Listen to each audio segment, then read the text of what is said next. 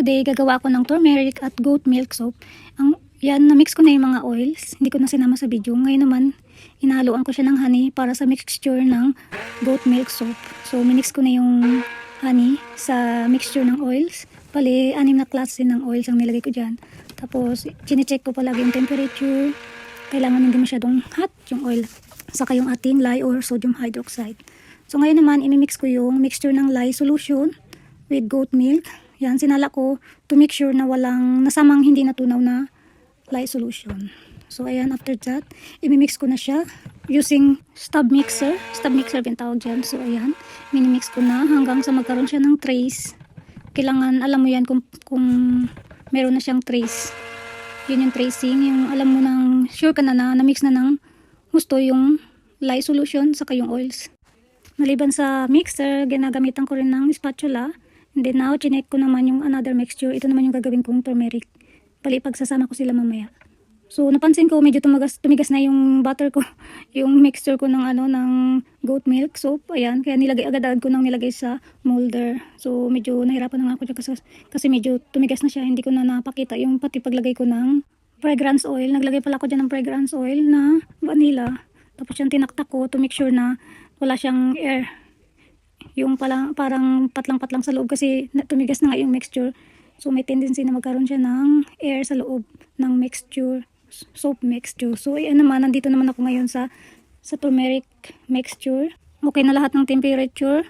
Medyo mababa na nga, pero okay lang. So minix ko na yung lye solution sa aking oils. Yan, sorry naman nakaharang. Ayan, medyo nakita nyo na. So sa umpisa, habang minimix ko yung lye solution sa oil, hinahalo ko muna siya ng spatula. O yan, tingnan nyo. Ayan ang nangyayari kapag hinalo mo na yung oil, yung lye solution sa oil. Kaya nang sinabi ko sa una, kailangan ma-achieve mo yung trace ng sabon, ay ng mixture para sure na na-mix talaga yung lye solution at yung oils. At ngayon naman, ihahalo ko yung turmeric powder.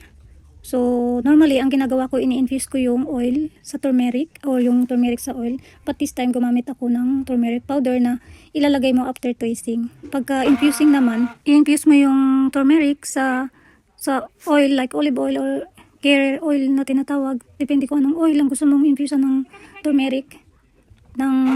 Sa akin, in-infuse ko ng months. O pwede rin i-double boiler mo siya i-infuse mo siya ng low heat ng 8 hours sa double boiler. So, I decided naman ngayon na ilipat na lang kasi nahirapan ako mag-mix. Medyo malaki yung aking kaserola. So, medyo tumatalsik which is delikado dahil masakit yan sa balat pag natamaan ka niyan ng mixture dahil meron pa yung lye solution. So, nilipat ko siya dyan sa plastic container na yan para hindi tumalsik. So, safe ako. Ayan, kaya kapag gumagawa ng sabon, kailangan talaga ng protector glass at saka ng mask. Alam mo yung protocol sa paggawa ng sabon kasi delikado din siya. Pag natamaan yung balat mo ng mixture, pwede kang masunog. Mapaso yung balat mo. So, kailangan naka long sleeve kapag gumagawa ng sabon. So, ayan, nagkaroon na siya ng trace. Medyo, na nga siya, medyo tumigas na. Kapag turmeric talaga ang ginagawa na sabon, madali siyang tumigas. So, minimix ko siya. At ngayon naman, nilagyan ko siya ng lemon na fragrance oil. So, hindi ko na dinamihan, hindi ko na sinukat. Basta nilagyan ko na lang. So, maamoy naman siya. Ayan, kailangan i-mix ng gusto para ma-mix talaga yung fragrance oil sa ating mixture, soap mixture. Ng fragrance oil, kailangan mabilis ilagay na agad sa ating molder. So, yung kalahati niyan yung ginawa ko kanina na goat milk soap. Tapos yung sa ibabaw naman, itong turmeric.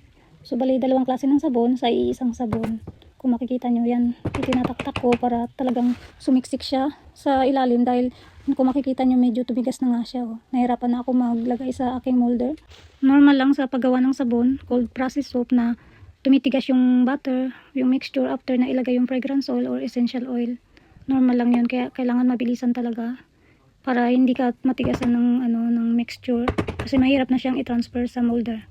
Ayan, tinataktak ko na naman siya ulit para siguradong pumasok talaga yung mixture sa loob at walang bakanting maiiwan. Tapos pinaplat ko naman para mamaya i-designan ko na. So ayan, nilagyan ko lang ng konting design. Hindi ko na siya masyadong pinataas kasi mas gusto ko yung medyo flat lang yung sa ibabaw niya. Depende yan sa inyo kung anong gusto nyong i-design. So gusto ko yung simple lang. So depende yan sa inyo kung anong design na gusto nyong ilagay o gawin sa inyong sabon. Makikita nyo medyo matigas na nga siya. Ang bilis niyang tumigas. So after ko ma-designan, hihintayin ko na lang siyang tumigas hanggang kinabukasan. Usually 24 hours bago mo siya pwedeng i-cut.